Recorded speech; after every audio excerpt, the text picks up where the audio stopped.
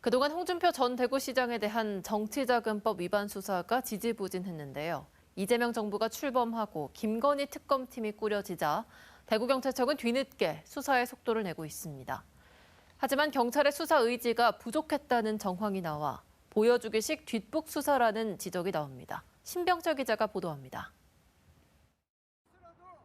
대구참여연대는 올해 1월 7일 홍준표 전 대구시장을 정치자금법 위반 등의 혐의로 대구지검에 고발했습니다. 홍 전 시장이 2020년 국회의원 선거와 2021년 복당 과정, 2022년 대구시장 선거 과정에서 불법 여론조사를 맡기고 그 비용을 대납하게 하거나 묵인했다는 겁니다. 대구참여연대에 따르면 홍준표 전 대구시장이 주지하는 여론조사 비용은 19차례에 걸쳐 1억 원가량에 이릅니다. 홍준표 전 시장은 여론조사 과정에서 국민의힘 당원 4만 4천 명 개인정보 제공 의혹도 받고 있습니다. 대구지검은 지난 2월 3일 이 사건을 대구경찰청에 넘겼고 경찰은 3월 5일 고발인 조사를 시작했습니다. 하지만 고발장이 접수된 지 5달이 지난 지금까지도 피의자 소환 조사는 이루어지지 않았습니다. 수사 의지가 좀 있어 보이던가요? 전혀 없습니다. 수사관이 직접 저한테 이야기하더라고요. 솔직히 이거 수사 우리 역량으로 못한다. 대구경찰청 핵심 관계자는 그런 사실은 전혀 없었다고 부인하며 철저히 수사할 계획이라고 밝혔습니다. 지난 5월 명태균 게이트 공익 제보자인 강혜경 씨에 대한 참고인 조사를 마쳤고 곧 피의자 조사가 진행될 것이라고 밝혔습니다.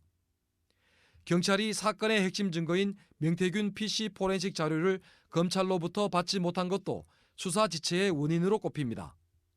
여론조사 일체 홍준표 관련된 자료라든지 그 포렌식 했던 자료를 저희가 이제 일체 다 이제 넘겼더니 이게 너무 방대하다 보니까 경찰 쪽에서도 선별하는 작업이 엄청 길어지더라고요. 지지부진하던 경찰 수사는 지난 4일 이재명 대통령 당선 확정 이후 속도를 내고 있습니다. 경찰은 지난 4일 강혜경 씨에게 추가 서면 의견을 요청했습니다. 또한 강 씨가 제출한 명태균 씨 PC 포렌식 증거에 대한 서명을 받는 등 분주한 모습입니다. 최근 김건희 특검팀이 출범하고 본격적인 수사 채비에 들어가면서 경찰은 더 조급해졌습니다. 그런데 특별검사의 수사 범위에 홍준표 시장 건이 포함될지 여부가 관건입니다. 만약 특검 수사 범위에 포함된다면 경찰은 모든 수사 자료를 특검에 넘겨야 합니다. 그렇지 않을 경우 경찰은 계속 수사를 진행해야 합니다. 한편 대구참여연대는 홍 전 시장이 대납자들을 공무원으로 채용해 수뢰 후 부정처사 의혹이 있다며 지난 4월 29일 공수처에 추가로 고발했습니다. MBC 뉴스 신백철입니다.